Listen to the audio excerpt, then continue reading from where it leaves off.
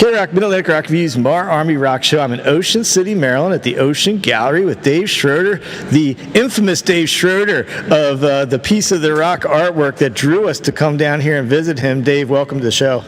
Thanks. Glad to be here. So, in truth in advertising to all the world, we've known each other since we were about 17 or 16 yeah, or something like that. Don't connect all that much anymore. But recently, so you are an artist, and you also one of the folks down here at the Ocean Gallery in Ocean City, Maryland. And I was drawn to the artwork that you recently released called Piece of the Rock. So just kind of give us a once-over what it's about. Basically, this is a reboot of something I created 24 years ago, I believe. I was when I moved down to Ocean City, I was in part of this Eastern Artist Tribe, and I made some t-shirt designs, and one of them was called Piece of the Rock, and the original design was done in pen and ink, and I included a handful of artists that had passed away and drew their images on a peace sign. Called it Piece of the Rock, used this kind of cool ransom style lettering for the title and everything, and it was a big hit. Of course, I sold everything I printed and then used that money to buy CDs and records, because that's how I am. So it's kind of been retired for probably 20 years. And so I kind of rebooted it and created the second one that's now called Piece of the Rock version 2.0, that's in print and it's available to purchase. And now I'm kind of rebooting the first design with those people that are on it and adding more to it. So that'll be called Piece of the Rock version 1.2. So let's go back to the first one. The first time you had the idea to do this, give us just a couple of the names. You have to read them all, there's a lot, but a couple of the highlight names of the folks you see. Because the one thing I find interesting is, so you have a pretty eclectic taste in music, so it's not just going to be all heavy metal people. It'll be, well, tell us how you picked the people. Well, basically, I mean, 20-some years ago, you had a lot of famous people that had been around forever. So you had, and a lot of these guys I wasn't even huge fans of, say, like Jerry Garcia, but he had to be on there. Just because I'm not a fan of their music doesn't mean I'm not going to include them. It's more of who's important to the rock industry and the music industry that I'm going to include, and also include people on there that not too many people would know. So in the original design, you had Garcia, John Lennon, Janis Joplin, Frank Zappa, Cliff Burton, maybe? Yeah, I think Cliff Burton was on the original, Randy Rhoads, Stevie Ray Vaughan, Freddie Mercury. So it had a bunch of people on the original one that are being included again on this one, a couple people being taken out that I didn't feel were necessary, and then a bunch more people being included on the reboot of the shirt.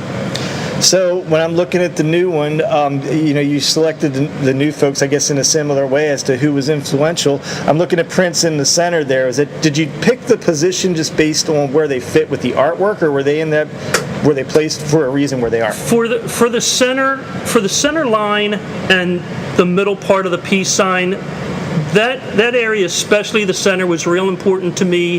Who I was going to place in there, I wanted somebody that pretty much everybody is going to know, so they're going to be drawn to it. So Prince was an obvious choice for me. He recently passed away.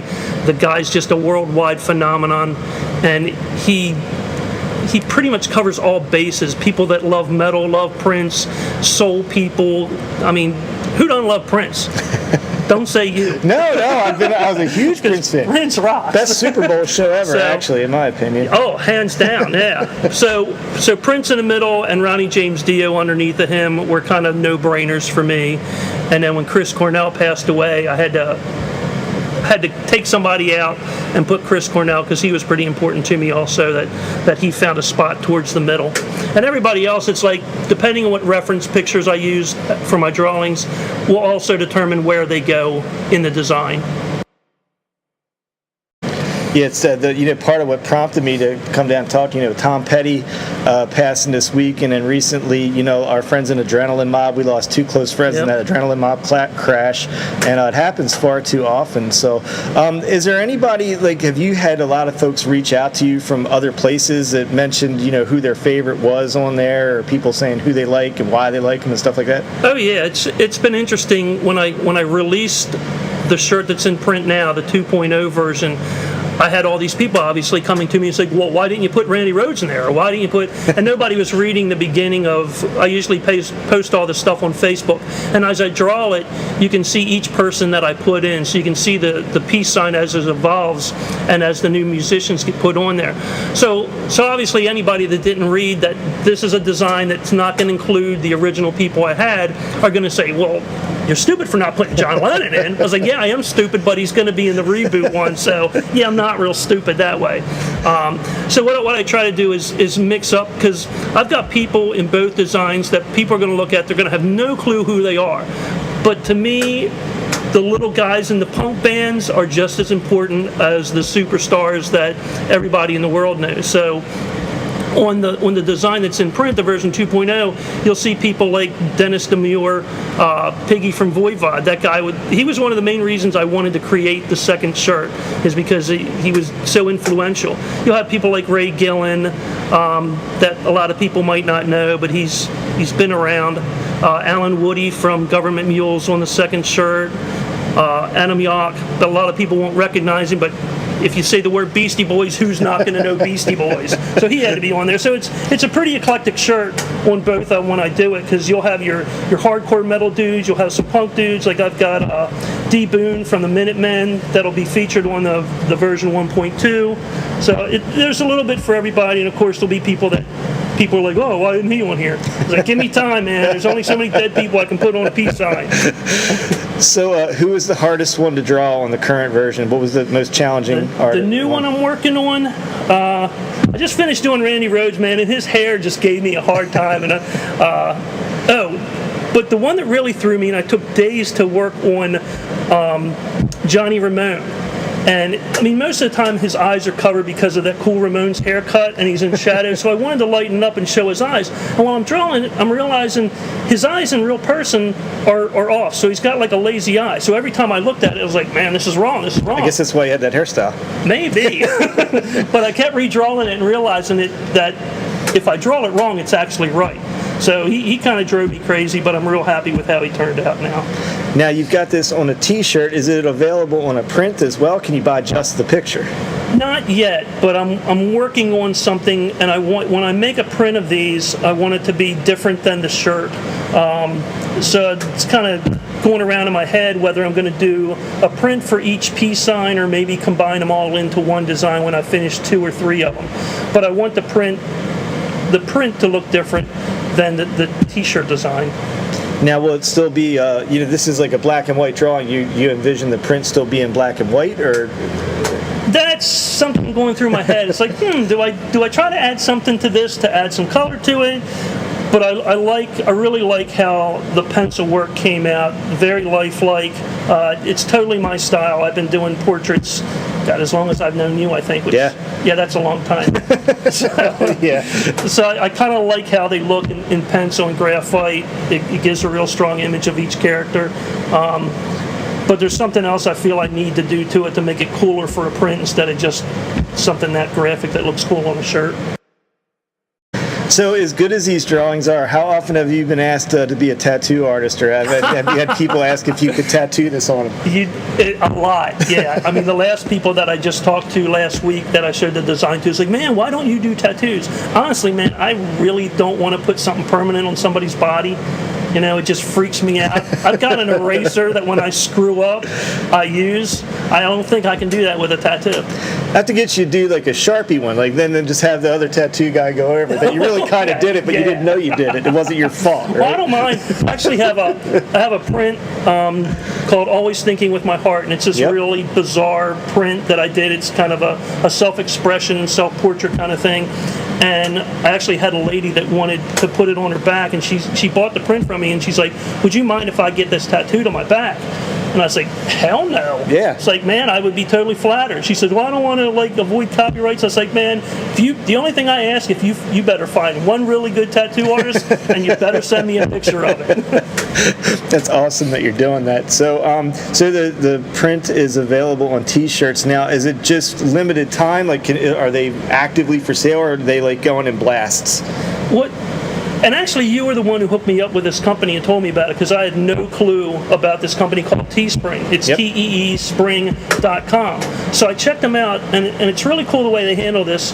Basically, I'll upload my design, and I get 14 options. So after talking to friends who I knew would buy it, I decided on a ladies V-neck t-shirt and a unisex short sleeve shirt, and I picked 7 different colors. So I had 2 shirts, 7 different colors for each shirt, and it's been a huge hit. So what's cool about them is they do it in 3-day increments, where after 3 days, whoever placed an order, then they go to print and they'll be shipped. So nobody has to wait that long to get their order, which has been great. And everybody that's got them has been real happy with them, except for one person that realized he was fatter than he actually was and had to order another shirt.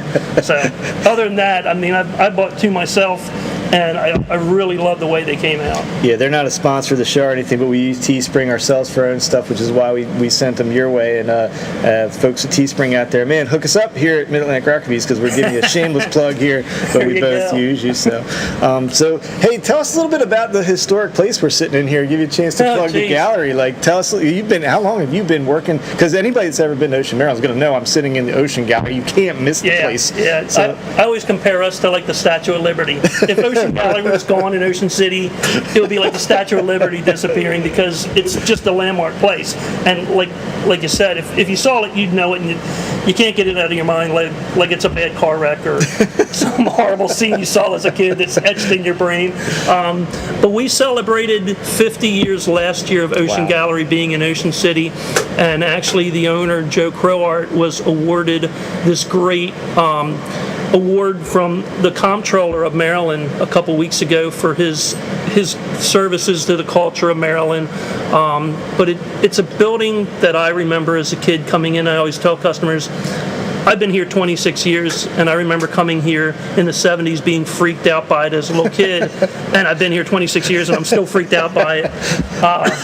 But yeah, it's kind of neat because it's got pieces of old historic buildings that have been torn down all around Maryland and just nailed to the building and put in here.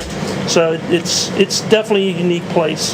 Have you ever, because you spend so much time here, and I used to come here and always go through the stacks, as you're going through the stacks, and for folks that have never been here, there's just stacks and stacks and stacks of paintings everywhere. Has there ever been like one piece that you were going through, like, what is this, and how long has this been sitting here?